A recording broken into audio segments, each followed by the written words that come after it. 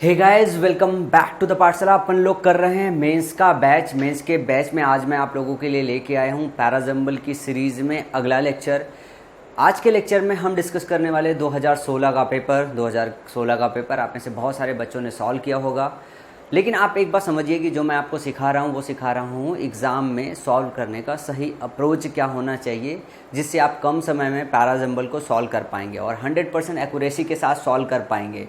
तो आज का जो पैराजम्बल है वो भी मैं सिर्फ और सिर्फ अप्रोच सिखाने की कोशिश करूंगा। आज मैंने क्या किया है, क्वेश्चन के साथ उसका सोल्यूशन भी ले रखा है, क्योंकि आप में से सभी के पास जो है पीडीएफ जरूर होगी 2016 के पेपर्स का।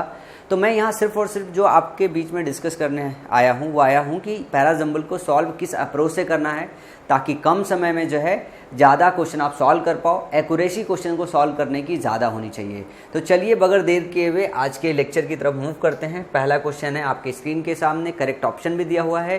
ध्यान दीजिएगा कि इस क्वेश्चन को हम पहले पढ़ेंगे और समझेंगे कि पहले आप इसको अप्रोच लगाइए वीडियो को पॉज करके, उसके बाद ये देखिए कि मैं किस तरीके से इस क्वेश्चन को सॉल्व करता हूँ, और फिर आपके पैराजम्बल क्वेश्चन करने का जो नज़रिया है वो थोड़ा सा बदलेगा।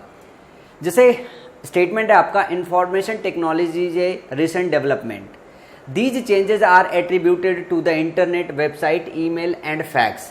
जैसे ही मैंने पी ऑप्शन पढ़ा, मैं क्या काम करता हूँ, मैं मार्क करता हूँ दिमाग में। अभी तो बोर्ड है तो आपको समझा रहा हूँ, तो मैं मार्क करूँगा यहाँ पे पी पे कि ये हमारा एक हिंट है। दीज चेंजेस, अब हमको ये ढूंढना है दीज क्या है, डिमोन्स्ट्रेटिव प्रोनाउन है। क्या है? डिमोन्स्ट्रेटिव। यहाँ पे डिमोन्स्ट्रेटिव एग्जेक्टिव का काम कर रहा है, ये डिमोन्स्ट्रेटिव प्रोनाउन का काम नहीं कर रहा है, क्योंकि यहाँ पे नाउन है ऑलरेडी। तो दीज चेंजेस इसका मतलब है डिमोन्स्ट्रेटिव एग्जेक्टिव है। जब भी आपको डिमोन्स्ट्रेटिव एग्जेक्टिव मिले तो आपको हमेशा क्या देखना होता है, ये देखना होता है वो किसको पॉइंट आउट कर रहा है। जिस किसी को भी वो पॉइंट आउट करेगा उसके बाद ही आएगा, उसके पहले नहीं आएगा। तो आपको ये देखना है दीज चेंजेस किसके लिए है। तो जब भी हम स्टेटमेंट पढ़ेंगे तो हमें एक हिंट मिलेगा कि कहीं ना कहीं ये पेयर बनाने में हमको मदद करेगा। उसके बाद है as a result of these techniques. उसके बाद यहाँ पे दीज चेंजेस, तो आपको चेंजेस ढूंढने हैं as a result of these techniques. अब आपको देखना है कि कहाँ कहाँ टेक्निक मेंशन है। अगर एक पार्ट में टेक्निक मेंशन है तो वो वाला पार्ट इसके पहले आएगा, दो पार्ट में टेक्निक मेंशन है तो दोनों पार्ट इसके पहले आएगा। तो ये मुझे की पॉइंट मिला, as a result of these techniques the whole world has shrunken into a global village. The invention of computer has accelerated the speed of computing. ये जो आर है ना, पूरा का पूरा इंडिपेंडेंट सेंटेंस है। क्या है? इंडिपेंडेंट सेंटेंस है, जिसकी डिपेंडेंसी कहीं पे दिखाई नहीं दे रही है। अगर मैं कुछ भी ना भी बोलूं, सिंपल सा ये बोलूं the invention of computer has accelerated the speed of computing, तो ये बहुत जनरल सा स्टेटमेंट हो गया। तो ये क्या है? ये एक जनरल स्टेटमेंट है। ये है जनरल स्टेटमेंट। और मैंने आपको बताया कि जनरल स्टेटमेंट को क्या करते हैं, या तो एक सेट ऑफ टास्क है, फिनिश होने के बाद जनरल स्टेटमेंट स्टार्ट करते हैं, या जनरल स्टेटमेंट बिल्कुल स्टार्ट में रखते हैं। तो ये दो चीज़ें होती है। जनरल स्टेटमेंट रखने का जो जगह होता है जो किसी चीज़ पे डिपेंडेंट नहीं होती है। जब उस सेंटेंस को पढ़ोगे तो ना उसके आगे की चीज़ें जानने की जरूरत पड़ेगी, ना पीछे की चीज़ें जानने की जरूरत पड़ेगी। ऐसे केस में जनरल जो स्टेटमेंट होता है वो कब रखा जाता है, या तो बिल्कुल स्टार्ट में रखा जाता है, या एक सेट ऑफ इन्फॉर्मेशन आप देना चाहते हो, उसका एलेबरेशन, उसके क्वेश्चन, उसके आंसर, उसके आर्गूमेंट सब खत्म हो जाए, फिर आप जनरल स्टेटमेंट लगते हो। तो इसके आने की जो प्रोबेबिलिटी है, the invention of computer has accelerated the speed of computing, या तो बिल्कुल स्टार्ट में होगा, या तो एक डिस्कशन हो जाएगा किसी मुद्दे को, वो डिस्कशन का पूरा मुद्दा खत्म हो जाएगा, देन आप इस स्टेटमेंट को लोगे। उसके बाद है it has brought about revolutionary changes in the field of communication. It has brought about, यहाँ पे देख रहा हो इट है। अब आपको ये देखना पड़ेगा, थोड़ा सा समझना पड़ेगा कि ये प्रोनाउन किसके लिए इस्तेमाल किया गया है। It has brought about revolutionary changes in the field of communication. तो जो मैं यहाँ पे देख पा रहा हूँ, और आपके पास ऑप्शन है, या तो क्यू से स्टार्ट होना है या तो यस से स्टार्ट होने वाला है। तो क्यू है यहाँ पे, as a result of these techniques the whole world has shrunken into a global village. उसके बाद एस है, it has brought about revolutionary changes in the field of communication. कहने का मतलब यह है कि जो आपके ऑप्शन का स्टार्टिंग है, क्योंकि हम ऑप्शन भी चेक करते हैं, क्यू से स्टार्ट है, क्यू से स्टार्ट है, एस से स्टार्ट है। ऑप्शन यहाँ पे मिल गया है, इसको इग्नोर कर लो, कहो तो मैं इरेज कर देता हूँ, दिमाग आपका जाता रहेगा। आप यहाँ पे समझने की कोशिश कीजिए, लॉजिक समझने की कोशिश कीजिए कि क्यों हम एस से स्टार्ट करेंगे, क्यों क्यू से स्टार्ट नहीं करेंगे। या तो ये जनरल स्टेटमेंट था, जनरल के बाद हम ले लेते क्या, हम ले लेते आर, जनरल के बाद हम आर ले लेते कि एक जनरल स्टेटमेंट है और उसके साथ एक जनरल और स्टेटमेंट ले लिया, लेकिन आपके ऑप्शन में आर एलिमिनेट कर दिया है। तो अब आपके पास चूज करना है, क्यू लेंगे या फिर लेंगे एस। जो इट है इसका ये मतलब कहीं ना कहीं पॉइंट आउट कर रहा है इंफॉर्मेशन टेक्नोलॉजी को। क्या? इंफॉर्मेशन टेक्नोलॉजी को। तो ये जो प्रोनाउन है ये इसके बाद आएगा। इस वजह से जो आपका ऑप्शन था यहाँ पे जो एस से स्टार्ट किया गया था, यहाँ पे जो ऑप्शन में दिखाई दे रहा है, इसी वजह से, क्योंकि ये जो है इसका नाउन है और उसके बाद उसका प्रोनाउन आना चाहिए, तो फर्स्ट के बाद आर लिया गया है। जैसे ही फर्स्ट के बाद एस लिया गया है, फर्स्ट के बाद जैसे ही यस लिया जाएगा, इसका यह मतलब होता है कि भाई साहब बाकी के ऑप्शन एलिमिनेट हो गए। अब ध्यान से देखिएगा, फर्स्ट के बाद यस लेने के बाद उसके बाद आपके पास ऑप्शंस हैं दो, एक तो आर है एक तो पी है। लिखा हुआ है it has brought about revolutionary changes in the field of communication. अब एक जनरल स्टेटमेंट आ गया, the invention of computer has accelerated the speed of computing. फिर दीज चेंजेस लिखा है, चेंजेस सिर्फ एक की बात नहीं रही है, एक से ज्यादा की चेंजेस हो रही है। अब बात है, देखो इंफॉर्मेशन टेक्नोलॉजी ये क्या है, आपका एक नाउन है और ये अनकाउंटेबल नाउन है, नेम है या प्रॉपर नाउन इसको बोल सकते हो। अनकाउंटेबल तो नहीं बोलोगे, प्रॉपर नाउन बोलोगे, और प्रॉपर नाउन आपका सिंगुलर होता है। क्या होता है? प्रॉपर नाउन आपका सिंगुलर होता है, लेकिन दीज चेंजेस मतलब एक से ज्यादा चेंज हुआ है। क्या हुआ? एक से ज्यादा चेंज हुआ है। तो इंफॉर्मेशन टेक्नोलॉजी आई है, साथ में कंप्यूटर का इन्वेंशन हुआ है। क्या हुआ है? कंप्यूटर का इन्वेंशन हुआ है। तो यहां से हमको एक बात ये पता चलेगा, जो दीज चेंजेस है वो रिफर दो सेंटेंसेस को करेगा, दो से ज्यादा चीजों को करेगा। तो हम क्या करने वाले हैं, हम ये वाला जो पार्ट है इंफॉर्मेशन टेक्नोलॉजी और कंप्यूटर का जो इन्वेंशन है उसके बाद लेंगे। तो वन के बाद यस आया, यस के बाद आर लेना पड़ेगा, तभी आप क्या कर पाओगे, तभी आप पी लोगे। तो वन के बाद एस, एस के बाद आर लोगे और एस के बाद पी नहीं लोगे। तो यहां पे आपका जो है पी हट जाएगा, क्योंकि पी के आने से पहले आर आना जरूरी है, क्योंकि दीज चेंजेस लगा हुआ है। एक चेंज आपको यहां पे मिला, दूसरा चेंज ये है कि हमने कंप्यूटर का इन्वेंशन भी कर लिया। तो आर हमेशा पी से पहले आना चाहिए। क्या? आर हमेशा पी से पहले आना चाहिए। तो आपके ऑप्शन हो गया एलिमिनेट और आपके पास एक ऑप्शन बना हुआ है एस आर पी क्यू। अब यहां पे देखिए आपके पास ऑप्शन क्या मिल रहा है, एस आर पी क्यू ही मिल रहा है आपको। तो इस तरीके से जो आपका पैराजंबल है वो सॉल्व करते हैं। 2016 का पेपर मैं एक बार फिर से रिपीट कर रहा हूं, इसके पहले वाले लेक्चर्स में से भी बोला था कि जो 2016 का पेपर था 17 और 18 के कंपैरिजन में बहुत ज़्यादा जो है डिफिकल्ट था, या अच्छा पेपर कह सकते हो, बहुत डिफिकल्ट भी नहीं है क्योंकि बहुत आसान है। आज के 20 क्वेश्चन में से एक या दो क्वेश्चन ऐसे हैं जो थोड़े से डिफिकल्ट है, जो समझने में दिक्कत करेंगे या सेंस लगाने की जरूरत पड़ेगी, बाकी 18-19 क्वेश्चन ऐसे ही लग जाएंगे। मैं ये मान के चल रहा हूँ कि आप लोग मेंस के एग्जाम की तैयारी कर रहे हैं, टियर 1 क्वालिफाई करके आए हैं। इसका ये मतलब है कि आपकी बेसिक नॉलेज थोड़ी सी अच्छी होगी, बहुत अच्छी नहीं होगी लेकिन बेसिक नॉलेज थोड़ी सी अच्छी होगी। ग्रामर पे आपका अच्छा खासा पकड़ होगा। अगर ग्रामर पे अच्छा खासा पकड़ नहीं है तो प्लीज़ ग्रामर की क्लासेस को प्रॉपर तरीके से लीजिए। इसके बाद मैं ये थोड़ा सा हटा देता हूँ यार, क्योंकि आपका दिमाग बार बार इसी में जाएगा, मैं हटाता चलूंगा। फिर है जो है फर्स्ट जो है हमारा स्टेटमेंट है, the telephone is the most tyrannical of all the machine we have invented. Tyrannical का मतलब क्या होता है? जो बहुत ज़्यादा परेशान करने वाली चीज़ है। टायरानी का मतलब होता है विनाश करना, टायरानी लाना मतलब विनाश करना। यहाँ पे बेसिकली टायरानिकल का मतलब हो गया कि उसके टेलीफोन की निगेटिव बातों की बातचीत की जा रही है। We might be watching television, reading a book, or doing some gardening. अब यहाँ पे देख लगता है वी माइट बी, माइट का मतलब संभावना होता है, पॉसिबिलिटी होती है कि वी माइट बी वॉचिंग, हम might be watching television, television देखते हुए हो सकते हैं, बुक रीड करते हुए हो सकते हैं, डूइंग सम गार्डनिंग। यहाँ पे हम ये नहीं बोल रहे हैं कि हम ऐसा कर रहे हैं, हम ऐसा करते हुए हो सकते हैं, एक संभावना है। संभावना है क्यों? ये दौरान के सेंस में आया हुआ है कि कोई चीज़ अगर हो रही हो उसी दौरान हो सकता है हम ये काम कर रहे हो। It uses us more than we use it. अब जो इट आया ये आपका प्रोनाउन है, ये पॉइंट आउट किसको कर रहा है? It uses us more than we use it. हम आगे चल के देखेंगे। वैसे इट जो है यहाँ पे मैं बता दूं आपको, टेलीफोन का बातचीत हो रही है तो टेलीफोन को ही पॉइंट आउट कर रहा है। But at the first summon we hasten to answer its call. Its call फिर से टेलीफोन को ही करेगा। बट जैसे ही आया, but at the first summon we hasten to answer its call. आपको पता है बट क्या करता है? बट दो चीजों को जोड़ता है, दो अपोजिट चीजों को जोड़ता है। यहाँ पे ये बोला जा रहा है एट द फर्स्ट समन, पहले समन, समन का मतलब बुलावा, पहले समन पे वी हैसन हम जल्दी करते हैं, टू आंसर इट्स कॉल, इसको कॉल आंसर करने के लिए। कहने का मतलब है कि हम जल्दी करते हैं, हम कोई और सेटअप टास्क कर रहे होंगे, उस दौरान अगर फोन का बेल बजेगा तो समन का मतलब यही है कि बेल बजा मतलब समन आया, और हमें क्या करना होता है? जल्दी करना होता है उसको कॉल आंसर करने के लिए। तो हमें ये ढूंढना पड़ेगा कि ये किसको जोड़ रहा है, ये उस चीज को जोड़ रहा होगा जिसमें हम कोई और सेटअप टास्क कर रहे होंगे, जो कि पी में है। It rings frantically whenever we are in the middle of doing something else. अब यहाँ पे देखिए, फ्रेंटिंग का मतलब उन्माद होता है, वैसे यहाँ फ्रेंटिकली का जो मतलब हो गया कि रैंडम, कभी भी अपने मन के हिसाब से बज जाता है। It rings. अब यहाँ पे देखिए दो चीजें हैं, एक तो आया इट यहाँ पे, ठीक है, और एक आया है इट्स, यहाँ पे इट्स कॉल। तो मैंने आपको बताया है कि जो प्रोनाउन डायरेक्ट प्रोनाउन होता है वो डेमोस्ट्रेटिव प्रोनाउन से पहले आता है। इसका मतलब है कि क्यू और एस को हमें लिखना पड़ेगा पहले, लेकिन उसके पहले एक हमको पेयर मिल गया था पी एंड आर का। किसका मिल गया था? एक पेयर हमें मिल गया था पी और आर का। जब भी हमें इस तरीके का पेयर मिले तो हमें तुरंत ऑप्शन चेक कर लेना चाहिए। हमारे पास जो ऑप्शन है, देखिए एक पी आर का ऑप्शन यहाँ है, यहाँ आर पी है, यहाँ पे पी आर है और यहाँ पे नहीं है। तो हमारे पास दो ही ऑप्शन बचा हुआ है। अब हमारे पास या तो ऑप्शन है हम यस को लें या तो हम क्यू को लें। अब देखो लिखा है telephone is a most tyrannical of all the machine we have invented. ये जो शब्द है ये इसको बोलते हैं वर्ड क्लू।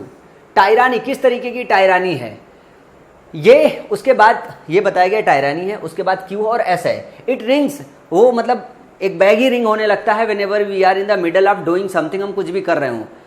ये इसका एक्सप्लेनेशन है। जो एस वाला पार्ट है ये जो है क्यू का एक्सप्लेनेशन है। कैसे? It uses us more than we use it. ये हम इसको यूज करें उससे ज्यादा ये हमको यूज करती है। ये एक जनरल स्टेटमेंट हो गया, इसी का एलेबोरेशन है एस। इस वजह से क्यू पहले आएगा, यस बाद में आएगा। तो जो आपका ऑप्शन करेक्ट हो जाएगा पी आर वाले में वो होगा आपका थर्ड ऑप्शन करेक्ट होगा। ऑप्शन एक बार देख लेते हैं। ऑप्शन जो है Q S P R, option जो है थर्ड है वो करेक्ट है। यहां पे आपको ये समझना पड़ेगा कि इसमें से जो जनरल स्टेटमेंट है it uses more than we use it, और यस जो ऑप्शन है ये उसके बाद का, ये उसका एक्सप्लेनेशन है कि क्यों हम ऐसी बात बोल रहे हैं कि हम इसको यूज करें, इससे ज्यादा वो हमको यूज करती है। उसी का एक्सप्लेनेशन है कि जब मर्जी आए तभी बच जाती है। सो ये वाला जो पार्ट है क्यू वाला, ये बट ऑब्वियस बात है कि एस से पहले आना चाहिए। और मैंने आपको बताया था कि क्यू जो एस है ये पहले आएगा आपके आर वाले पार्ट से। और देखो क्यू एस है ना पहले आर वाले पार्ट से, और पी आर हमने जोड़ा बनाया। मैं थोड़ा सा समय ले रहा हूँ एक्सप्लेन करने में, ताकि आप जो आने वाले क्वेश्चंस हैं, जो आने वाले प्रैक्टिस क्वेश्चंस हैं, आप चाहे मॉक टेस्ट में दे रहे हो, चाहे क्वेश्चन पेपर लगा रहे हो या किसी जगह पे काम कर रहे हो, ये अप्रोच आप वहाँ पे जो है लगा पाओ और यहाँ पे आप सीख पाओ। तो समय दीजिएगा, थोड़ा जल्दबाजी में मत भागिएगा कि मैं जल्दी जल्दी करा दूँ, ठीक है। जल्दी जल्दी कराने के बजाय मैं यहाँ पे आपको सिर्फ सिखाते हुए चल रहा हूँ। थोड़ा सा टाइम लूंगा, 20 क्वेश्चन है, टाइम हो सकता है 1 घंटा लग जाए, सवा घंटा लग जाए समझाने में, क्योंकि एक क्वेश्चन समझाने में टाइम तो लेगा ही लेगा। फिर है one day George Washington was riding along a road, the beam was too heavy to lift without help. अब यहाँ पे लिखा हुआ है द बीम, हिंट में बता रहा हूँ। जैसे जब भी मुझे द मिलता है मैं थोड़ी देर के लिए ठहर जाता हूँ कि द स्पेसिफिक सेंस में इस्तेमाल किया गया या द उस जगह पे लगाया गया है जहाँ पे जनरली द लगाया ही लगाया जाता है। दो तरीके से द लगाया जाता है, किसी चीज के पहले द हमें लगाना ही लगाना होता है। एक तो हम पहले किसी को इंट्रोड्यूस कर लेते हैं, फिर उसी को दोबारा यूज करना हो तो हम द के साथ इस्तेमाल करते हैं। और इसमें भी हमको प्रैक्टिस करते करते ये समझना होता है कि कई बार कोई चीज जो है ए आर्टिकल से एंड होती है, ठीक है, और फिर फुल स्टॉप लगाते हैं और फिर यही वाले जैसे लिखते हैं हम देयर वॉज ए किंग और फिर लिख देते हैं द किंग। ये एक स्ट्रक्चर आपके दिमाग में याद होना चाहिए। कई बार क्या होता है ये भी हमको याद रखना होता है, कई बार ये स्ट्रक्चर हमें इस्तेमाल करना होता है और कई बार ऐसा होता है सेंटेंस के हिसाब से कि ये द किंग कहीं बाद में, मतलब एक सेंटेंस छोड़ के, दो सेंटेंस छोड़ के फिर इसको मेंशन करना होता है, तब लेना होता है। उस वक्त सेंटेंस का टोन आपको थोड़ा सा समझना पड़ता है। ये धीरे धीरे प्रैक्टिस करते करते अंडरस्टैंडिंग आपकी बिल्ड हो जाएगी। तो यहां पे द बीम जैसे ही आया, मुझे नहीं पता ये जनरल है या स्पेसिफिक, मैं तो सिर्फ ऐसा लेता हूं कि द आया, मतलब हमको ध्यान देना है कहीं पहली बार बीम इंट्रोड्यूस तो नहीं हुआ है। अगर हुआ है तो वो वाला पार्ट इसके पहले आएगा, बस मेरे दिमाग में इतना ही चलता और इतना ही आपको चलाना है। उसके बाद है the corporal was giving them orders. लिखा है the corporal was giving them. ये मुझे क्या मिला? ये मुझे प्रोनाउन मिला। मैं ढूंढना स्टार्ट करता हूं, भैया ये देम किसके लिए आ रहा है, ये देम किसके लिए आ रहा है, हम इसको सबसे पहले ढूंढते हैं। फिर ऑन द वे ही सा सोल्जर्स, यहां पे लिखा है ऑन द वे ही सा soldiers lifting a heavy wing. अब यहां पे मुझको मिला ही। अब देखो यार ये जो देम है ये तो प्लूरल हो गया, अब ही जो है ये आपका क्या है, ये आपका सिंगुलर हो गया। तो हमको देखना पड़ेगा इसका नाउन सिंगुलर कहां है जिसके लिए प्रोनाउन इस्तेमाल हुआ है। सोल्जर तो हमें मिल गया। They needed just one more man, they needed ये प्लूरल है। अब हमको ये समझ में आ गया कि देम और दे इस्तेमाल हुआ होगा सोल्जर्स के लिए और कारपोरल के लिए, साथ में कंबाइंड हो सकता है या सिर्फ सोल्जर्स के लिए होगा। ही जो इस्तेमाल हुआ होगा वो द कारपोरल के लिए, मतलब कारपोरल के लिए इस्तेमाल हुआ होगा, या फिर आपका जॉर्ज वॉशिंगटन के लिए इस्तेमाल हुआ होगा। हमको यही चीज समझनी होती है। अब मैं यहाँ पे ऑप्शन देख रहा हूं आर क्यू एस और क्यू से स्टार्ट हो रहा है और हमको सिर्फ एक जगह ही दिखाई दे रहा है। आर में एक जगह ही दिखा रहा है और ऑप्शन में एक जगह आर दिखाई दे रहा है और हमको वन में जॉर्ज वॉशिंगटन दिखाई दे रहा है। अगर हम थोड़ा सा सेंटेंस का टोन समझ के ये समझ लें कि ही किसके लिए आया, कारपोरल के लिए आया, ही इसके लिए वॉशिंगटन के लिए आया है, जॉर्ज वॉशिंगटन के लिए, हमारा क्वेश्चन वहीं खत्म हो जाएगा अगर हम ये समझ पाए तो। अब जैसे ऑन द वे रास्ते, one day George Washington was riding along a road, कौन टहल रहा था? वॉशिंगटन टहल रहा था। ऑन द वे, रास्ते में, ही सा सोल्जर्स, किसने सोल्जर्स देखा? जॉर्ज वॉशिंगटन की बातचीत हो रही है, मतलब जो ही आया वो उसके लिए आया है, जॉर्ज वॉशिंगटन के लिए आया है। तो वन के बाद जो आपका ऑप्शन आना चाहिए वो आर आना चाहिए, क्योंकि नाउन के बाद उसका प्रोनाउन लेते हैं हम, और यहाँ पे ऑप्शन एक ही करेक्ट है और यही देखो सही है। पूरा मैच कराने की भी जरूरत नहीं है। जैसे जब आपकी प्रैक्टिस हो जाएगी तो क्या होगा, विद इन ए सेकेंड इस तरीके के क्वेश्चन टिक करके निकल जाओगे, क्योंकि अगर पहले ऑप्शन में नाउन है और उसका प्रोनाउन किसी एक ही पार्ट में दिया हुआ है और ऑप्शन भी इस तरीके से दिया हुआ है, तो क्वेश्चन इससे ज्यादा इजी एग्जाम में बन ही नहीं सकता। अगर सेंस के हिसाब से आप इसको लगाने की कोशिश करोगे तो सॉल्व तो कर लोगे, इतना डिफिकल्ट नहीं है। पर ये लोग आप 20 सेकंड पढ़ने के बाद की बात करा रहा हूं, या 30 सेकंड, कुछ बच्चे ऐसे होंगे जो 45 सेकंड लेंगे। लेकिन इस तरीके से क्या होगा, उन्होंने पढ़ा, सेंटेंस रीड करने में जितना समय लगेगा उतना समय लगेगा इसको सॉल्व करने में। इसके बाद अगले क्वेश्चन की तरफ मूव करते हैं। अगला क्वेश्चन है कुछ हमारा, पढ़ तो लोगे लेकिन अप्रोच देखो सिर्फ। There was a boy named Ali, ध्यान से देखिएगा, बहुत आसान है, ये सेंस से भी कर लोगे, लेकिन देखो समय कैसे बजाते हैं। There was a boy named Ali, they asked him to find work. अब ये हिम हमको पता चल गया है, जनरल हिंट लग गया कि अली के लिए होगा, लेकिन हमको दे पता नहीं चल रहा है, क्योंकि दे के लिए कोई एक से ज्यादा आदमी मेंशन नहीं मिले। ही lived with his parents, he lived with his parents, यहाँ पे ही दिया हुआ है, यहाँ पे हिम दिया हुआ है, ठीक है। डायरेक्ट प्रोनाउन हमेशा पहले इस्तेमाल करते हैं। But Ali refuse to work, but Ali refuse to work, यहाँ पे बट दिया हुआ है, भाई उससे क्या कहा गया, काम करने के लिए कहा गया है। अब यहाँ पे मिला हुआ है हिज पेरेंट्स, ये दे के लिए प्लूरल नाउन हो सकता है। They were very poor, they were very poor. अब यहाँ पे ध्यान से देखिएगा कि हमको ये समझ में आया गया कि भाई एक ही जगह प्लूरल नाउन इस्तेमाल किया गया, दो जगह दे इस्तेमाल किया गया है, दो जगह दे इस्तेमाल किया गया। इसका क्या मतलब है कि ध्यान से देखिएगा, दे जो दोनों आया है वो पेरेंट्स के लिए आया है, अब ही जो आया है वो आपकी अली के लिए आया है। तो अब आप अली यहाँ पे मेंशन है, मतलब अली के लिए उसका जो प्रोनाउन है आप इस्तेमाल करोगे। There was a boy named Ali और he lived with his parents, he lived with his parents, और क्यू से एक ही ऑप्शन दिया हुआ है, क्यू से एक ही ऑप्शन दिया हुआ है, क्वेश्चन ही खत्म हो गया। मतलब इतना आसान है, आप इसको मैच करा सकते हो कि he lived with his parents, they were very poor, they asked him to find the work, या फिर यूं ऐसे भी कह सकते हो, there was a boy named Ali, he lived with his parents, they asked him to find work, they were very poor but Ali refuse to work. मतलब कुछ भी मिसमैच कर सकते हो। लेकिन अगर आप ऑप्शन में जाओगे प्रोनाउन में, तो एक ही जगह यहाँ पे प्रोनाउन मेंशन है डायरेक्टली ही अली के लिए, और एक ही ऑप्शन भी इस तरीके से रखा गया RPQS। ये टाइम सेविंग अप्रोचेज है। इसके बाद अगले क्वेश्चन, अब देखो यार ये क्वेश्चन मैं मेंस के ही करा रहा हूँ, क्या करा रहा हूँ, मेंस के ही करा रहा हूँ। और मेंस के क्वेश्चन देख रहे हो ना कितने आसानी से फटाफट फटाफट फटाफट हो रहे हैं। अप्रोच एक बार सीख गए तो क्वेश्चन कितना भी डिफिकल्ट हो, प्रैक्टिस अगर अच्छी हो गई 250-300 क्वेश्चंस की, तो आप इसे लगा पाओगे। अब है the second centre is much smaller, यहाँ पे बोल रहा है सेकंड सेंटर, तो स्टेटमेंट 1 है। अगर ये स्टेटमेंट 1 नहीं होता, अगर ये PQRS में होता, तो मैं इसका फर्स्ट सेंटर ढूंढने की कोशिश करता। क्या ये स्टेटमेंट 1 है, क्योंकि ये फिक्स है। इसका ये मतलब है कि आधे पार्ट से चीजों को काटा गया है। The second centre is much smaller, the second centre is much smaller, बहुत छोटा है ऐसा बोल रहा है। It will be known as Dhanadhanya cultural complex, it will be known as, ये जाना जाएगा, it will be known as Dhanadhanya cultural complex, it will come at Alipore, the state government has decided to set up this centre but it is equally attractive. अब एक चीज ध्यान से देखिएगा, मेरा जो ध्यान जा पा रहा है, जैसे इट यहाँ पे है, इट यहाँ पे हमको समझ में आ गया कि ये सेंटर के लिए इट इस्तेमाल हुआ है। ये यहाँ पे नाउन है, इट डाल के हम PQ से स्टार्ट करके सेंटेंस खत्म कर सकते हैं। फिर उसके बाद बट आया हुआ है और मेरा ध्यान यहाँ पे बट पे गया है, but it is equally attractive.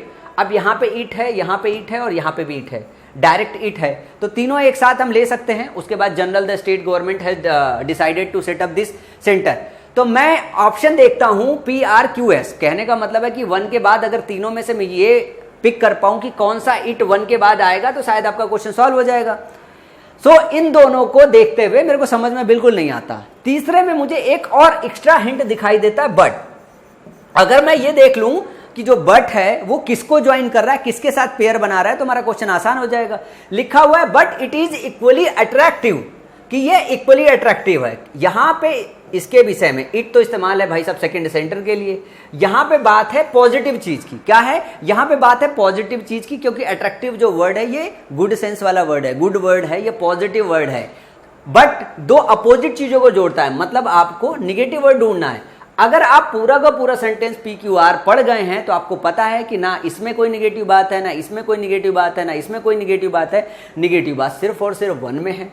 इसका यह मतलब है 1 और जो एस है वो ज्वाइंट हो रहा है, 1 और एस ज्वाइंट हो रहा है बट से, और यही हमारा क्वेश्चन हो गया खत्म। Third is the right option, वरना इसे जोड़ने में बहुत परेशान हो जाते हैं। तो ये जो हिंट है आपका कंजक्शन का, कनेक्टर का, ये हिंट बहुत इंपॉर्टेंट है क्योंकि तीनों में इट इट इट है, आपको पता है इट इट इट साथ में आएगा।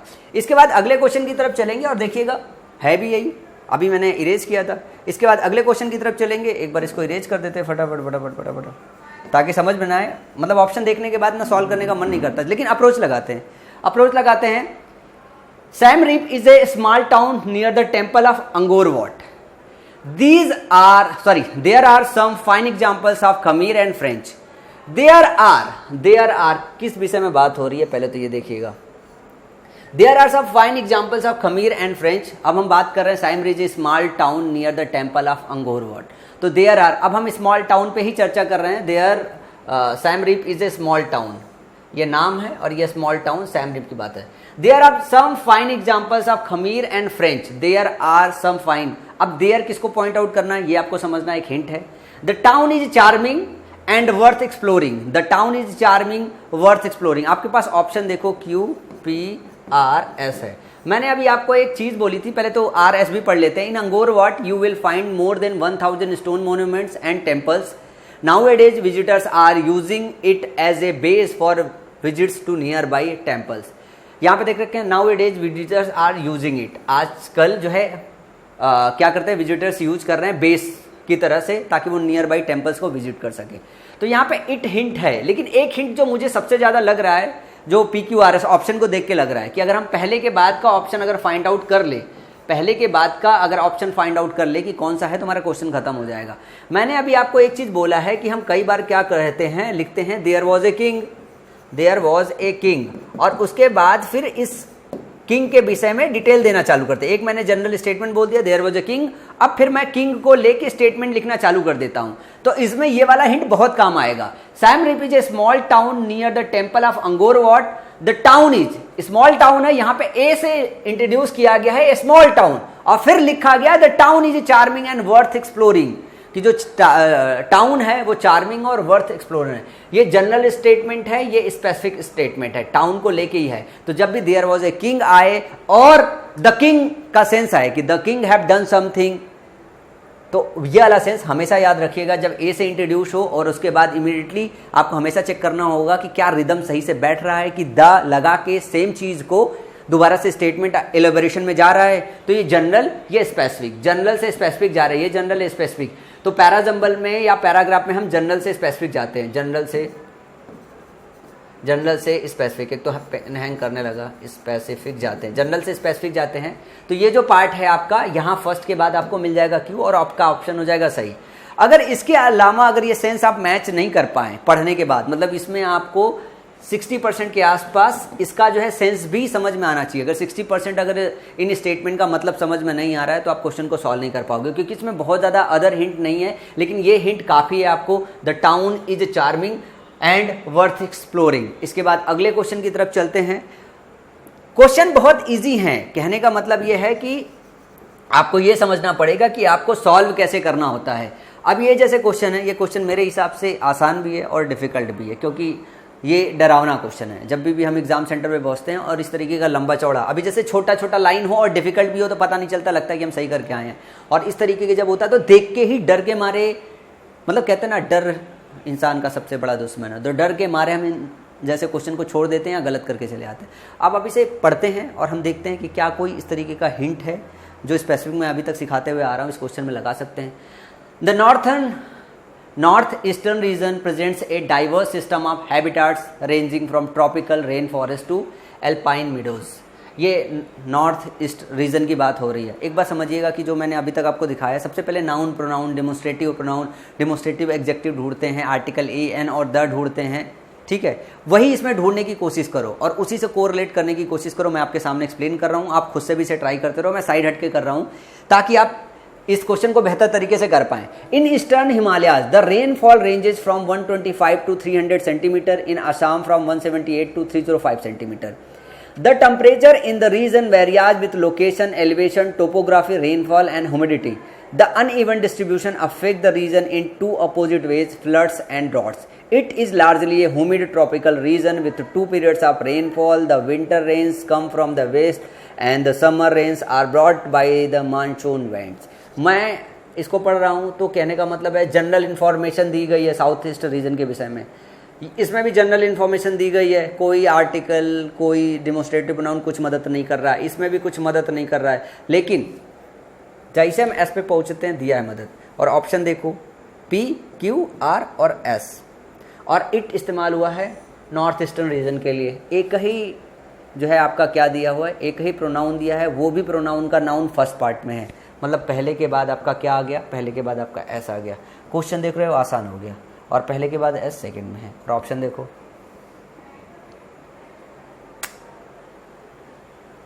हैंग कर गया बोर्ड. ठहरे रहो, ठहरे रहो, ये क्लास कंटिन्यू होगी यहीं से.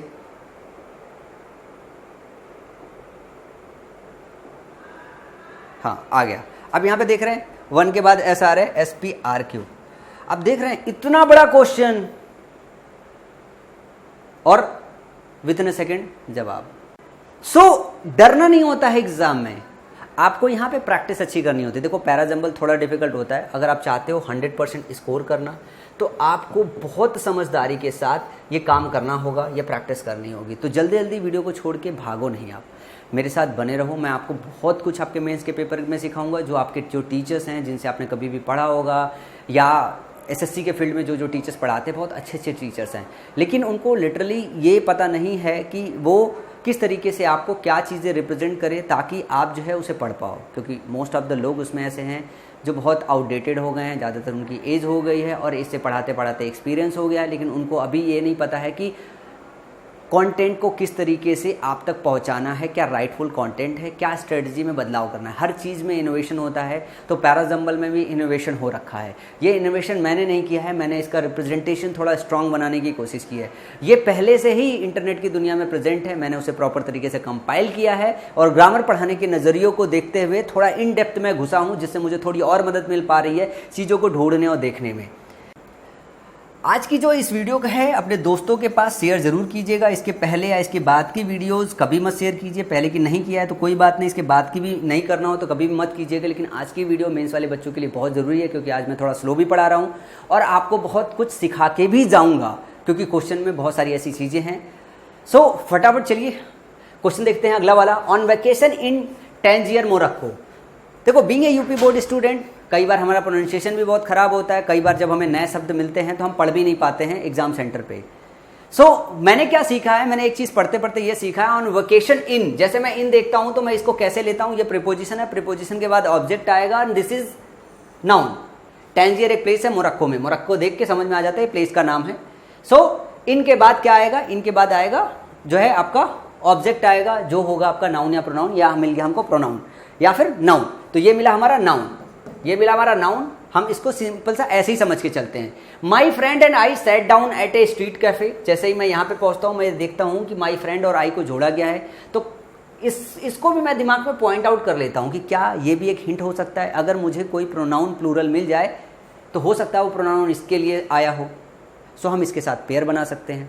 इसके बाद पी है एट वन पॉइंट, एक समय पे, he bent over with a big smile showing me a single gold tooth and a dizzy fence. जैसे ही मिला मेरा ध्यान सीधे यही जाता है कि ही कहीं माई फ्रेंड के लिए तो नहीं आया. आई के लिए बार बार आई आएगा, लेकिन ही कहीं माई फ्रेंड के लिए तो नहीं आया है.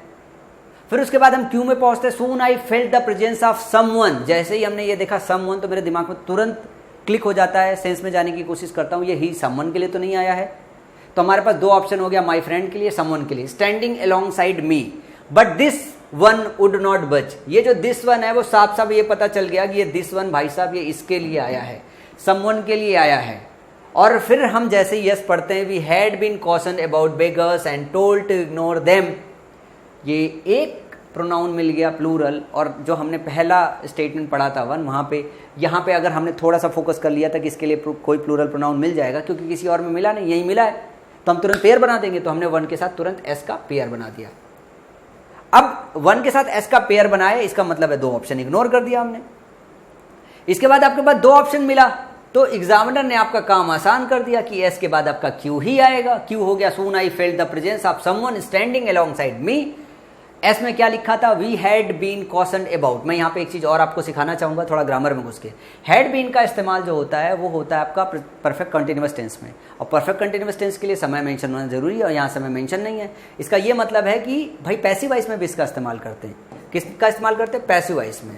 परफेक्ट का जब हम पैसिव बनाते हैं तो हैड के साथ बीन लगाते हैं, तो ये क्या है, ये परफेक्ट टेंस था, उसका पैसिव वॉइस बनाया हमने। और ये जो स्टेटमेंट है, जो सेंटेंस है, पैसिव वॉइस में वी हैड बीन कॉशन्ड। यहाँ पे जो वर्ब है उस पर फोकस किया जा रहा है कि हमें जो है क्या किया गया था, कॉशन किया गया था। तो कॉशन पे फोकस है, वी पे नहीं। किसने कॉशन किया था उस पर फोकस नहीं है। वी हैड बीन कॉशन्ड, हमें कॉशन किया गया था, हमें चेतावनी दी गई थी अबाउट बेगर्स, बेगर्स को लेके, और कहा गया था कि भाई उनको इग्नोर करना। तो 1 के साथ एस मैच करा दिया। क्यू हमारी मजबूरी, क्योंकि एग्जामिनर ने लगा दिया soon I fell the presence of someone standing along side me. अब हमारे पास 2 चीज है, पी और आर को कनेक्ट करना है, और आर में मिल रहा है बट। बट में लिख रहा है but this one would not बच। दिस वन वुड नॉट बच मतलब ये जो है, जो ये बंदा है वुड नॉट बच, बेगर है तो बार बार भीख मांगते रहते हैं, भाई भीख मांगते रहते हैं, लेकिन ये क्या हुआ, ये बज नहीं हुआ। तो आपको ये समझना है कि बट जो है 2 अपोजिट चीजों को जोड़ता है। तो इसका अपोजिट क्या है, अगर ये नहीं बचा, लोग उम्मीद कर रहे थे, तो हुआ क्या होगा। जैसे मान लो मैं बैठा हूं, थोड़ा सेंस में चलने की कोशिश करते हैं। मैं बैठा हूं, बैठने के बाद कोई मेरे पास आया, मैं उम्मीद कर रहा हूं ये बजेगा, लेकिन ये बजा नहीं, तो पहले कोई आया, ये तो स्टेटमेंट हो कहीं मेंशन। सो यहां पे लिखा हुआ soon I fell the presence of someone standing along side me. मैंने जल्द ही, मैं यहाँ पे क्या हुआ, वी हैड बीन कॉशन्ड। यहाँ पे ऑन वेकेशन मैं तंजानिया में गया था, my friend and I sat down at a street cafe. एक स्ट्रीट पे बाहर स्ट्रीट कैफे पे हम बैठ गए, और यहाँ पे ये मेंशन हो गया कि हमें कॉशन किया गया था कि जो भी बेगर्स है उनको इग्नोर करना। और जैसे हम यहाँ पे बैठे, एक बंदा आके खड़ा हो गया। अब जिस तरीके से हमें कॉशन किया गया था, ये हिडन मीनिंग है। क्या है ये, हिडन मीनिंग है। इस वजह से मैं यहाँ पे जोर दे रहा हूं आपको सेंसेस में। ये हिडन मीनिंग है कि अगर कोई बंदा आके मेरे पास खड़ा हुआ, तो भैया हमें जो कॉशन किया गया था उस हिसाब से ये भीख मांगना चाहिए। लेकिन but this one would not बज, लेकिन ये बजा नहीं। क्या, but this one would not बज। तो इसका ये मतलब है कि ये किसको ज्वाइन करेगा, ये जो ज्वाइन करेगा वो ज्वाइन करेगा आपका आर क्यू को। तो आर क्यू पेयर होगा, तो इसके साथ आप आर लगा लोगे, बचा हुआ पी है। क्या हुआ है, बचा हुआ पी है। At one point he bent over, अब वो नहीं बजा, लेकिन एक पॉइंट पे he bent over with a big smile showing me, मतलब खुला स्माइल किया, उसके गोल्ड टूथ थे। आदमी को कुछ समझ में नहीं आया। एक आदमी आया, वॉकड ओवर टू मी, मेरे पास, एंड विस्पर्ड, और कान में उसने बोला, भाई साहब, hey buddy, this guy is your waiter and he wants to take your order. अचंबे में मत पड़ो, समझ में आया। अब ये जो बट है, दिस वन वुड नॉट बज, ये बजा नहीं। मैं तो, मेरे को तो बज से सिर्फ ये होता बजा नहीं, मतलब उसने कुछ इस तरीके से बेगर्स वाला काम नहीं किया। ठीक है। सो इसका जो अपोजिट सेंटेंस है, बट का जो अपोजिट सेंटेंस है वो आर है। मतलब हाँ, ये बज का अपोजिट सेंटेंस क्यू है, आर नहीं है, सोन वाला पार्ट है, क्यू है। तो यहाँ पे जो आपका करेक्ट फॉर्मेट बनेगा, वो जो पेयर बनेगा वो आर का क्यू के साथ बनेगा। पहले क्यू आएगा, फिर आर आएगा। और इसका अपोजिट ढूंढोगे, वैसे डायरेक्टली नहीं मिलता। लेकिन ये जो एस है, ये हमें हिंट कर रहा है कि कॉशन किया गया था कि जब भी कोई बेगर आएगा उसको इग्नोर करना, वरना उसका काम क्या होता है, भीख मांगना। लेकिन ये अचंबा था, तो क्यू वाला जो पार्ट है वो आर के साथ मैच करेगा। अगले क्वेश्चन की तरफ मूव करते हैं। ये है the manual typewriter is worked by hand. जो मैनुअल टाइपराइटर है वो वर्क बाय हैंड होता है। जनरल स्टेटमेंट हमने दे दिया। The required letter is thus printed on the paper लिखा हुआ है। जो रिक्वायर्ड लेटर है वो thus printed on the paper, paper पे प्रिंट होता है। When one of the keys is tapped, when one of the keys, किसका कीज होगा, टाइपराइटर का ही होगा। Is tapped, a hammer goes and strike the ribbon against the blank paper, then the roller automatically moves. Then बाद में ये होता है, then the roller automatically moves on another key, is tapped and the next letter is printed. A sheet of paper is clipped against the roller. यहां पे ध्यान से देखिएगा, a sheet of paper is clipped against the roller. ये जो question है बहुत आसान है, इसमें कोई खास हिंट नहीं है। वैसे यहाँ पे लिखा हुआ, मैं थोड़ा सा हटा के आपका दिमाग लाने की कोशिश करता हूँ।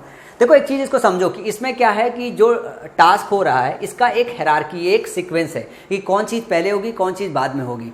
अब यहाँ पे समझिए, the required letter is thus printed on the paper. किस पे होगा, प्रिंटेड ऑन द पेपर होगा, तो पहले पेपर अंदर आएगा, क्योंकि a sheet of paper is clipped against the roller. इस वाले पार्ट में रोलर को क्लिप किया जा रहा है, तो जब तक क्लिप नहीं होगा तब तक प्रिंट नहीं होगा। इसका मतलब है SP से पहले आना चाहिए, ध्यान से देखिएगा। और लिखा हुआ when one of the keys is tapped, when one of the keys is tapped a hammer goes and strike the ribbon against the blank paper. जब तक कीज क्या होगा, टैप नहीं होगा, तब तक हैमर आगे जाएगा नहीं। इसका मतलब यह है कि जो प्रायोरिटी है वो P से पहले Q की है। भाई पहले कुछ होगा तभी तो रिक्वायर्ड लेटर प्रिंट होगा, क्योंकि आपको पता है मैनुअल जो टाइपराइटर होता है उसमें कैसे डमटी आती है। तो जब तक क्या करोगे, जब तक कीज जो है टैप्ड नहीं करोगे, जब तक खींचोगे नहीं, उस पर प्रेस नहीं करोगे, खटाक से टप नहीं मारोगे, तब तक उसका हैमर जो है जाएगा नहीं, तब तक स्ट्राइक नहीं करेगा, तब तक लेटर प्रिंट नहीं होगा। तो कहने का मतलब है जो आपके ऑप्शन है SRPQ पहले के बाद ही देखना है। ये बाद का स्टेटमेंट है, ये बाद का स्टेटमेंट है, ये बाद का स्टेटमेंट है। जनरल स्टेटमेंट के बाद पहला स्टेटमेंट वो है, मतलब रोलर पहले फिट होगा, बाकी P, Q, R तीनों बाद में होंगे और उनका आपस में मैचिंग कराने की जरूरत नहीं है, क्योंकि एग्जामिनर ने आपके ऑप्शन ही ऐसे दे रखे हैं कि S वाला पार्ट चुनो और निकल लो। मतलब ये one of the easiest question में था। इसमें मेरा मानना है कि 99% बच्चा इस क्वेश्चन को सही करेगा। अगर आपने इसे गलत किया या गलत तरीके से सोचा है तो आप समझिएगा कि आप निहायत ही बेवकूफ़ बच्चे हो। इसके बाद अगले क्वेश्चन की तरफ मूव करें। अगले क्वेश्चन में हम बात करेंगे, I usually sleep quite well in the train but this time I slipped only a little. Sentence ये कह रहा है I usually sleep quite well, मैं अक्सर करके क्या होता है कि मैं अच्छे से सो जाता हूँ ट्रेन में, but this time I slipped only a little, मैं इस बार थोड़ा ही सोया। क्या हुआ होगा, कहानी बताई जाएगी। Most people wanted it shut, किसको शट करना चाहते हैं, and I wanted it open, मैं किसको ओपन करना चाहता हूँ, पहले मेंशन तो करो। Soon there was a quarrel about the window, हमें मिल गया कि भाई विंडो ही है तो इसे ओपन और क्लोज करने की बात होगी। इसका मतलब है Q आएगा पहले P से, अगर इसके विषय में कोई और प्रोनाउन नहीं होगा तो डायरेक्टली साथ में आ जाएगा। The Quarrel left me completely upset. The quarrel left me completely upset. There were too many people and too much luggage all around. मैं जो साफ साफ देख पा रहा हूँ कि मुझे एक नाउन मिला और उसका प्रोनाउन मिला। मैं इसको पेयर बना दूंगा किसी और में, इसके लिए प्रोनाउन इस्तेमाल नहीं है। मैं बना दूंगा Q and P एक पेयर, और ऑप्शन चेक करने की कोशिश करूंगा कि एक से ज़्यादा जगह पे है, और Q और P मुझे सिर्फ एक जगह दिखाई दे रहा है, ना यहाँ पे है, ना यहाँ पे है, ना यहाँ पे है, एक ही जगह दिखाई पड़ा मुझे, और मैं पेयर बना के खुश हो गया कि मैंने with in A second question को सॉल्व कर लिया, with in A second question को सॉल्व कर दिया। और ऑप्शन भी देखो यही होगा, Q पे पेयर बनाया हुआ है SQPR। जब आप ये प्रैक्टिस करना सीख जाओगे कि किस तरीके से आपको पेयरिंग करनी है, आप क्वेश्चन को जल्दी और अच्छे से लगा लोगे। नाउन के साथ उसका प्रोनाउन जो है वो आपको करना है, वो आपको मैच कराना है। कुछ 1-8% केसेस में ऐसा होता है कि नाउन, प्रोनाउन या एक जनरल स्टेटमेंट दे दिया, उसका थोड़ा सा एलेबोरेशन है, फिर प्रोनाउन है, लेकिन 99% केसेस में नाउन के जस्ट बाद उसका प्रोनाउन स्टार्ट होता है। तो किसी एकाध क्वेश्चन में मिलेगा, 1-8% क्वेश्चन में मिलेगा कि कोई जनरल स्टेटमेंट, उसका एलेबोरेशन, फिर उसका प्रोनाउन, इस तरीके से आता है। जब भी आएगा एग्जाम्पल में मैं आपको समझा दूंगा। उसके बाद है अगला question, we stayed on the second floor of an individual house, then she would add the 3/4 water that he would anyway add to the milk. One day she said to him that he was too old to climb upstairs with the heavy can of milk. My mother was very angry with the old man who bought diluted milk to us. She suggested to him that he should come up with the can 1/4 full with milk. Option है QRPS। मुझे लगता है कि जब इस तरीके का selection आता है तो बहुत आसान होता है, विथ इन सेकंड निकल जाता है। मुझे नहीं पता, मैंने देखा यहाँ C, मैंने देखा यहाँ C, मैंने देखा C, यहाँ पे मैंने देखा माई मदर। मतलब मेरी आंखों से यार, कसम से, ना मुझे को समझने को दिखाई दे रहा ना कुछ। मैं इतना प्रैक्टिस करते करते आदी हो गया हूँ। मुझे दिखाई देता है नाउन, मुझे दिखाई देता है प्रोनाउन, मुझे दिखाई देता है प्रीपोजिशन, मुझे दिखाई देता है सब्जेक्ट, मुझे दिखाई देता है ऑब्जेक्ट, मुझे दिखाई देता है एक्टिव वॉइस, मुझे दिखाई देता है पैसिव वॉइस, और इतने में ही सेंटेंस कर लेते हैं। और इतनी प्रैक्टिस करते करते सेंस भी समझ में आने लगा है। तो मुझे सिर्फ और सिर्फ इतना ही दिखाई दिया, और 1 के बाद हमने जो चुना पहला स्टेटमेंट वो S चुना, और जो ऑप्शन चुना वो 4th ऑप्शन चुना, और यही आपका करेक्ट ऑप्शन है।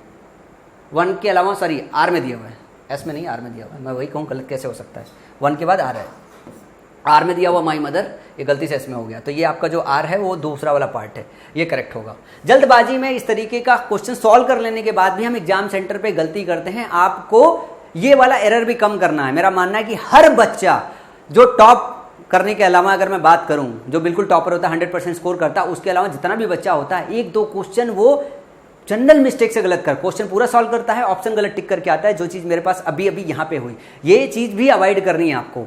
इसके बाद अगले क्वेश्चन की तरफ मूव करते हैं। अगला क्वेश्चन है हमारा, फोकस करिए कंसेप्ट पे कि मैं क्या आपको सिखाने की कोशिश करता हूं। Reporters gather news for newspaper, the newspaper is sent to the distributor, the news is classified and arranged by the editors, it is printed in the press, then the newspaper are sent to the news agencies, the news agencies sell the newspapers। आप एक बात देखो कि it सिर्फ एक जगह इस्तेमाल किया गया है, बाकी सब जगह क्या इस्तेमाल किया गया है, the newspaper, the newspaper, the newspaper, reporters gather news for newspaper. अब इसमें सिर्फ आपको सिर्फ जो है जो सेट ऑफ टास्क है उसकी हायरार्की समझनी है कि पहले कौन सा काम होता है, बाद में कौन सा काम होता है, और इसमें सेंस भी इतना बड़ा लगाने की जरूरत नहीं है। न्यूज़पेपर से रिलेटेड बात है कि कब वो एडिट होता है, कैसे वो कलेक्ट होता है, कैसे वो प्रिंट होता है, कैसे वो डिस्ट्रीब्यूट होता है। अब यहाँ पे देखिए, the news is classified and arranged by the editors. Editor भाई प्रिंटिंग होने से पहले ही एडिट करेगा, प्रिंट होने के बाद तो एडिट करेगा नहीं। Arrange by the editor, editor सब पहले काम करता है, प्रिंट बाद में होती है। यहाँ पे डिस्ट्रीब्यूशन के लिए पहुंच गया है, यहाँ पे प्रिंट, भाई डिस्ट्रीब्यूशन के लिए तब पहुंचेगा जब पहले प्रिंट होगा। और ऑप्शन देखो, एक ऑप्शन चुनना है, ये सारे के सारे ऑप्शंस आपके बाद में हैं। Then the newspaper are sent to the news agencies, ये सारी की सारी चीजें बाद वाली बात है। और सबसे पहले वाली बात जो आपकी ऑप्शन है वो क्यू वाला ऑप्शन है कि the news is qualifies and arranged by the editors. Editor का रोल पहले रहता है, जब रिपोर्टर्स न्यूज कलेक्ट कर लेता है एडिटर के पास जाता है, एडिटर उसे अरेंज करता है, बाकी सारे इसके तीन के तीनों काम सब के सब प्रिंट करना, डिस्ट्रीब्यूट करना, न्यूज एजेंसी के पास भेजना, ये सारे के सारे काम लास्ट वाले पार्ट है। सो जो करेक्ट ऑप्शन है वो आपका यही वाला है, क्यू वाला, QRPS। इसके बाद जो है अगली जो है क्वेश्चन की तरफ चलेंगे। ये वाला क्वेश्चन भी थोड़ा अच्छा है, थोड़ा ट्रिकी है, थोड़ा टाइम टेकिंग है, और डिफिकल्ट क्वेश्चंस में से एक ये भी क्वेश्चन है आज के सेट में। मतलब एक दो क्वेश्चन थोड़े से डिफिकल्ट रहते हैं, अगर इसको आप करेक्ट कर लेंगे तो सब कुछ करेक्ट कर ले जाएंगे। The trial of Madhuri Gupta began on the morning of 22 March 2022, almost 2 years after she was first taken into police custody. She was released on bail after having already served 21 months in Tihar jail waiting for a trial. Shortly before 10 a.m., Gupta was chatting amiably with the policeman on duty at North Delhi's 30 Hazari Court complex. She had been jailed until January of this year when she was formally charged with violating the Official State Act 1923, home to about 400 courtrooms. The complex is among the largest of its kind in Asia. और the place presents a dim picture of the depressing realities of justice at work. अब ध्यान से देखिएगा, यहाँ पे मुझे जो साफ साफ समझ में आता है कि एक तो यहाँ पे है सी वॉज रिलीज्ड ऑन बेल, यहाँ पे रिलीज की गई है और यहाँ पे उसे सजा मिली हुई है, तो सजा पहले मिलेगी, रिलीज बाद में हुई होगी। आर पहले आना चाहिए और पी बाद में आना चाहिए। हमको साफ साफ यहाँ पे जो ऑप्शन दिखाई दे रहा है, जो मेरे नजरिए से दिखाई दे रहा है, क्योंकि shortly before 10 AM Gupta was chatting amicably with the policeman on duty at North Delhi's 30 Hazari courts complex. ये बात तभी आएगी जब हम ये बात मेंशन कर चुके होंगे कि सी हैड बीन जेल्ड, उसे जेल हो चुकी थी until January of this year तक। ये जनरल स्टेटमेंट है पहले के बाद। The trial of Madhuri Gupta began on the morning of 22 March 2012, almost 2 years after she was first taken into police custody. ध्यान से देखना कि ट्रायल ऑफ माधुरी गुप्ता, इसका मीनिंग भी आसान है। The trial of Madhuri Gupta ji का जो ट्रायल है वो बिगिन ऑन मॉर्निंग को स्टार्ट 22 मार्च 2012 को, almost 2 years after she was first taken into police custody, 2 साल के बाद। और ये क्या है, ये पुलिस कस्टडी में 2 साल पहले गई थी। सो सी हैड बीन जेल्ड, तो आपको बताना पड़ेगा ना कि ये 2 साल का जेल कब हुआ था। She had been jailed until, ये जनरल बात कही गई, ये उसका इलेबोरेशन है। She had been jail until January of this year, इस साल के जनवरी तक उसे जो है जेल किया गया था। When she was formally charge with violating the official secret act 1923, इस एक्ट को वायलेट किया गया था। तो ये जो आर वाला पार्ट है वो आपका पार्ट पहले आना है बाकियों के कंपैरिजन में। मतलब ये तो बाद में आएगा, ये बात तभी आएगा गुप्ता वाज चैटिंग, पुलिसमैन से चैट करेगा, जब हमें मेंशन कर चुके होंगे। Home to about 400 court room, the complex is among the largest of its kind in Asia. Court rooms वगैरह की बात बाद में होगी, 30 हजारी की चीज बाद में होगी, लेकिन सबसे पहले जो ये इस स्टेटमेंट के बाद जो स्टेटमेंट आएगा वो आर आएगा। ये आपको समझना पड़ेगा, यहाँ किसी भी तरीके का प्रोनाउन का हिंट नहीं है। सो आर से शुरू होने वाला जो ऑप्शन है वो आपका करेक्ट होगा और option number 4 is the correct option है। इसके बाद अगले क्वेश्चन की तरफ मूव करेंगे। अब इस क्वेश्चन को देखिए। By 1 PM the producer were ready and the show time sirens weld. इसका मतलब बहुत आसान है कि एक पीएम पे द प्रोड्यूसर्स जो हैं वो रेडी थे and the show time sirens weld, show time का साइरेंस हुआ, ठीक है। He was wearing A school cap and spotted his now signature long beard. अब यहाँ पे देखो ही इस्तेमाल है, यहाँ पे द प्रोड्यूसर्स है, इसके लिए तो आया नहीं होगा क्योंकि प्लूरल है, ये सिंगुलर है। अब आगे है Jamshed was to pre record episode of Alif Laam Meem, a 2011 Islamicized version of Who Wants to Be a Millionaire for Jio TV।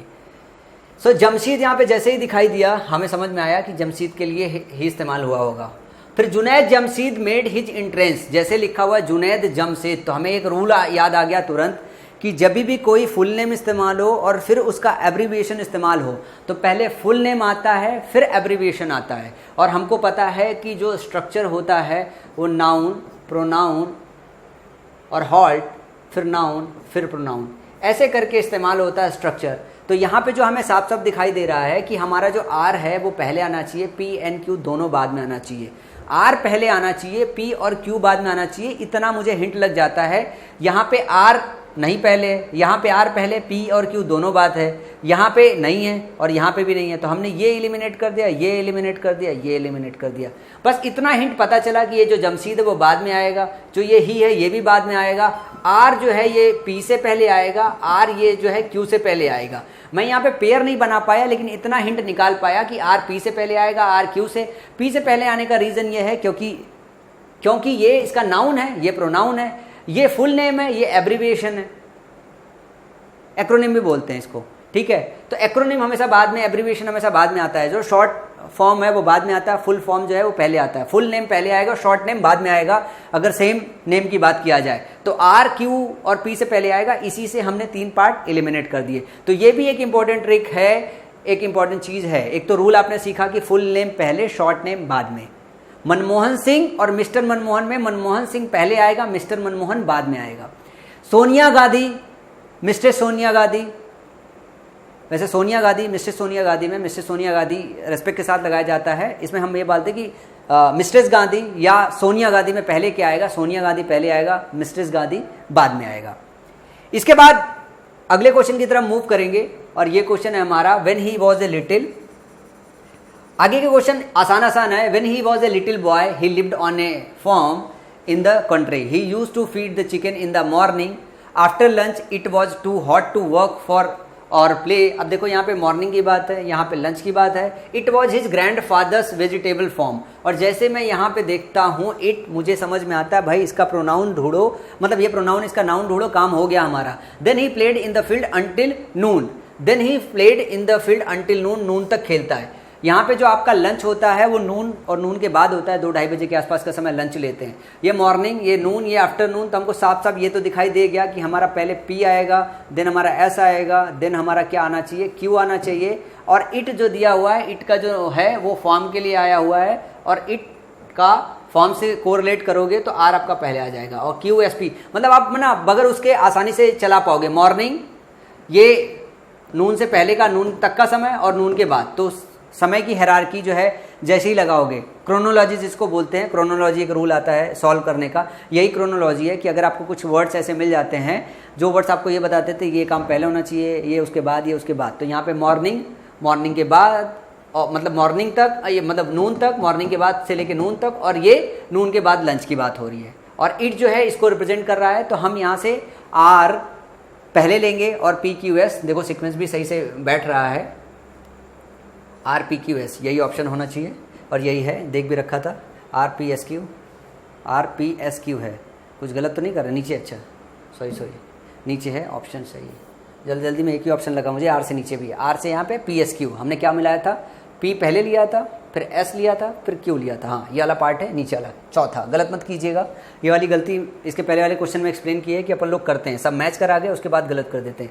Are P S Q बोला था, आर पी एस क्यू नीचे ही है, सही ऑप्शन। उसके बाद अगला क्वेश्चन है, it was 7 o'clock, it was 7 o'clock in the morning, he was keenly looking at the approaching vehicles, his house was in the lead, Shardul was waiting for his school bus, today is the final day of his school athletic meet. As a leader of the house, he wanted to win the general championship by scoring maximum points. ये question आसान है, same time पे difficult भी है. मतलब मेरा मानना है कि 60% बच्चे इस क्वेश्चन को गलत कर सकते हैं, चाहे रूल से सॉल्व करे चाहे सेंस से सॉल्व करे, दोनों में गलती होने के चांसेस है. 60% बच्चे गलत कर सकते हैं इस क्वेश्चन को और काफ़ी सारे बच्चे इसको सही कर देंगे. It was 7 o'clock in the morning. एक जनरल स्टेटमेंट हो गया कि 7 बजे सुबह का समय था. अब ही, हिज और हिज यहाँ पे है, तो एक बात आपको समझ में आ जाएगा, जो सेंटेंस से स्टार्ट होगा वो आपका आर से स्टार्ट होगा. 2 पार्ट आप कर लोगे एलिमिनेट. अब आपके पास ऑप्शन बचा हुआ है कि आर के साथ एस लोगे, आर के साथ पी लोगे. तो अब जैसे मैं यहाँ पे बात कर रहा हूँ कि आपको ध्यान ये देखना है कि शार्दुल आपने लिया हुआ है, यहाँ पे हिज स्कूल लिया हुआ है और यहाँ पे जो है हिज हाउस लिया हुआ है और ही वॉज लिखा हुआ है. तो अगर मैं आपको बोलूँ आपके पास आर और एस और पी में है, तो अगर आप प्रोनाउन चलेंगे तो एक वही रूल है कि डायरेक्ट प्रोनाउन पहले आता है, डेमोस्ट्रेटिव जो है एग्जेक्टिव या डेमोस्ट्रेटिव प्रोनाउन बाद में आता है. तो यहाँ पे डेमोस्ट्रेटिव प्रोनाउन है, यहाँ पे डेमोस्ट्रेटिव जो है, सॉरी यहाँ पे डेमोस्ट्रेटिव एग्जेक्टिव है, यहाँ पे भी डेमोस्ट्रेटिव एग्जेक्टिव है, ये डायरेक्ट प्रोनाउन है. तो जो मैंने रूल आपको सिखाया वो रूल क्या सिखाया? रूल ये सिखाया कि डायरेक्ट प्रोनाउन पहले आता है. इसका मतलब ये है कि आर के साथ पी आएगा, एस नहीं आएगा. जो करेक्ट ऑप्शन होगा वो होगा आपका 4th ऑप्शन. ये रूल से लग गया, मुझे लगा शायद रूल से नहीं लगेगा, लेकिन रूल से लग गया. ये एक के बाद दूसरा वाला. उस वक्त जब मैं क्वेश्चन लगा रहा था तो कई बार हम क्वेश्चन पढ़ते तो एक बार रीड करके आते हैं ताकि हमें एटलीस्ट किसी भी क्वेश्चन में कंफ्यूजन ना हो. तो ये वाला जो क्वेश्चन है, उस क्वेश्चन में मुझे लगा कि इसमें कुछ है नहीं, तो मुझे आपको बाई सेंस भी समझाना पड़ेगा, पर रूल लग गया. तो ये जो RPSQ है यही आपका करेक्ट रूल होगा. ये देखो RPSQ है, तो रूल लगाने से ये भी क्वेश्चन आसानी से निकल गया. चलो अगले क्वेश्चन की तरफ मूव करते हैं. अगला क्वेश्चन है, little Indeed is known of the origin of English literature. Little indeed is known of the origin of English literature. This has not prevented some scholars from writing their lives from hints in the text themselves. ये एक hint मिला मुझे, और मुझे लगता है कि पहली बार पढ़ के मैं जब 2016 में पेपर दे रहा था मेरे को समझ ही में नहीं आया होगा, और 2016 में मैंने इस अप्रोच से ये सेट नहीं लगाया है. 2016 में 163.5 स्कोर था, और ये स्कोर काफ़ी बड़ा स्कोर था 2016 के हिसाब से. 2000 अगर 19 की बात करें, 2018 17 19 तो हुआ नहीं, 17 18 के हिसाब से बात करें तो ये 200 क्रॉस कर जाता, क्योंकि उस वक्त अच्छा खासा डिफिकल्ट पेपर था और टीचर भी पढ़ाने वाले नहीं थे.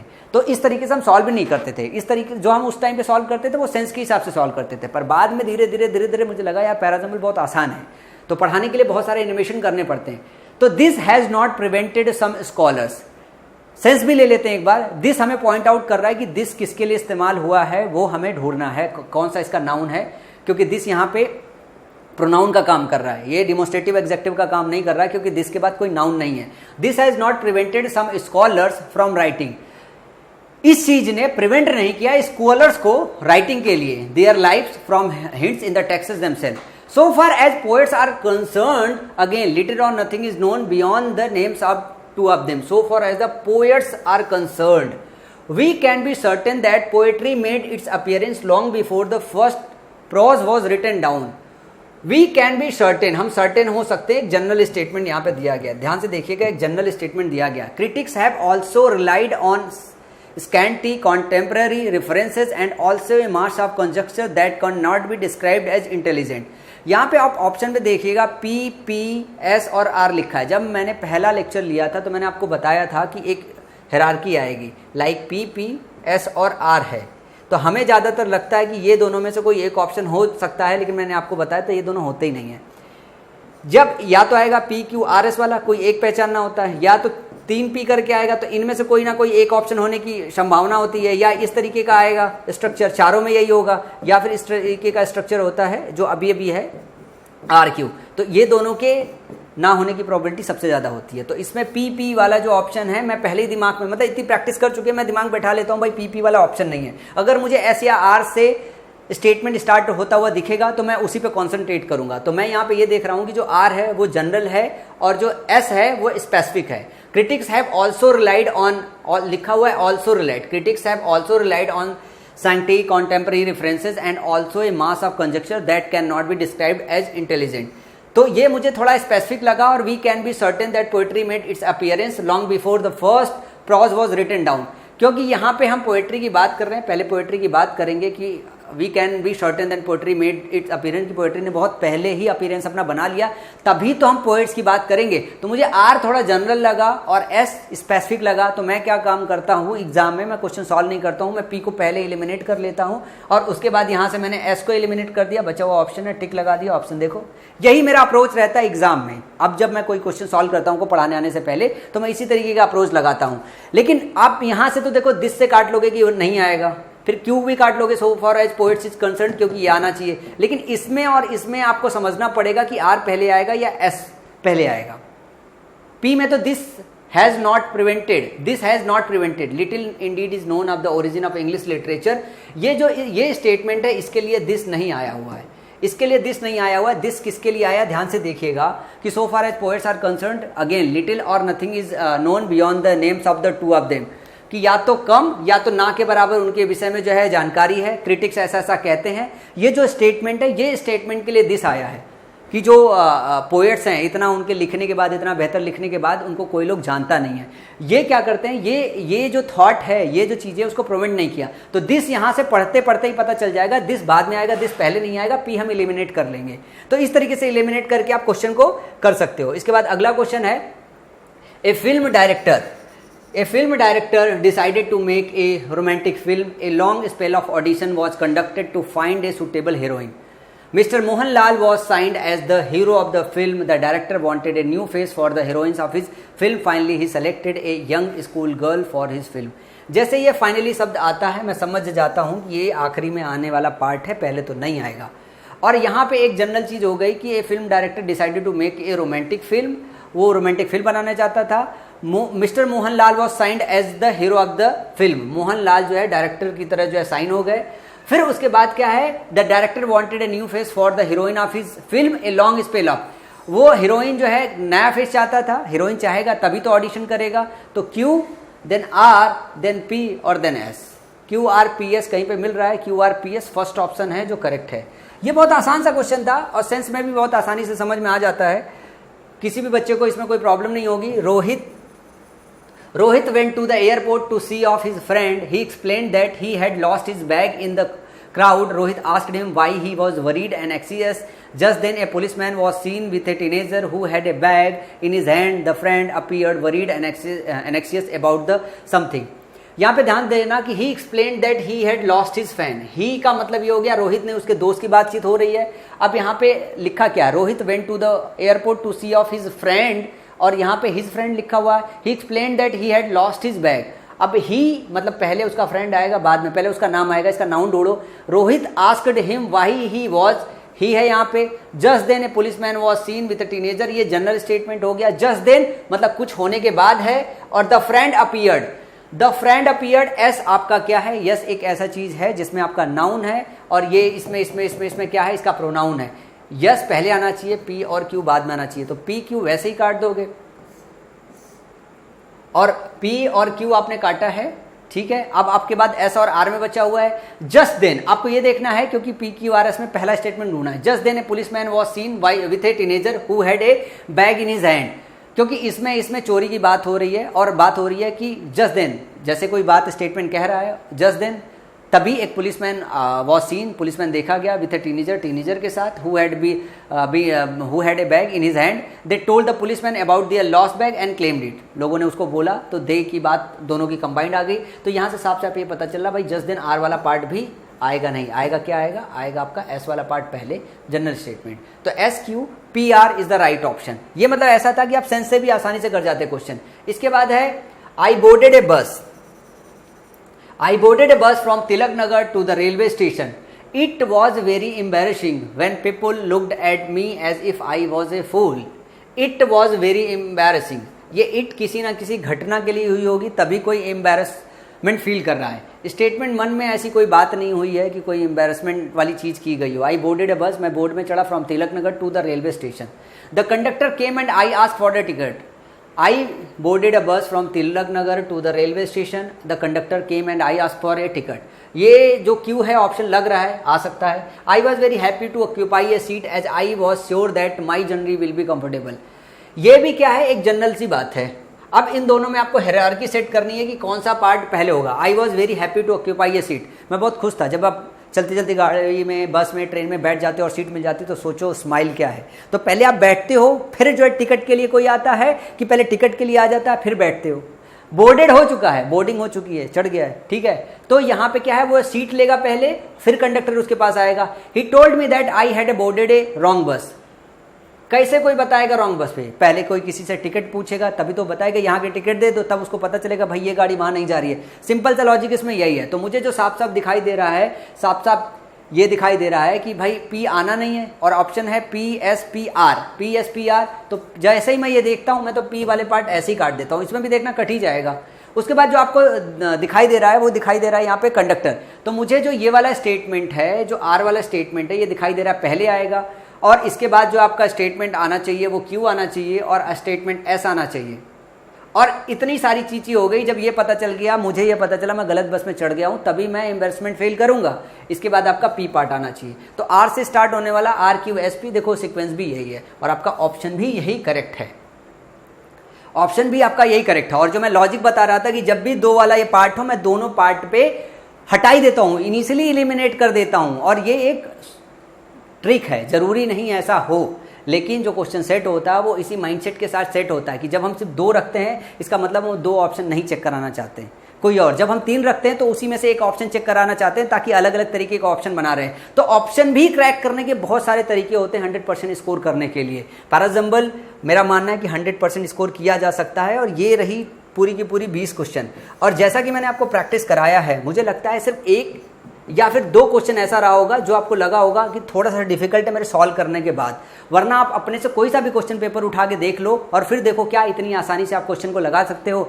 इस वीडियो को देखने के बाद, इस प्रैक्टिस सेशन को देखने के बाद आपको लग रहा होगा कि हाँ, पैराजम्बल बहुत आसानी से, बहुत अच्छे से सॉल्व किया जा सकता है। तो आज के सेशन में इतना ही। मैं मेंस बैच की तैयारी के लिए, आपकी प्रिपरेशन के लिए और भी बहुत अच्छे अच्छे वीडियोस लाता रहूँगा, ताकि आपकी जो प्रिपरेशन है और मजबूत हो सके। Thank you guys, love you all. Video पसंद आए तो लाइक का बटन हिट करते हुए जाइए।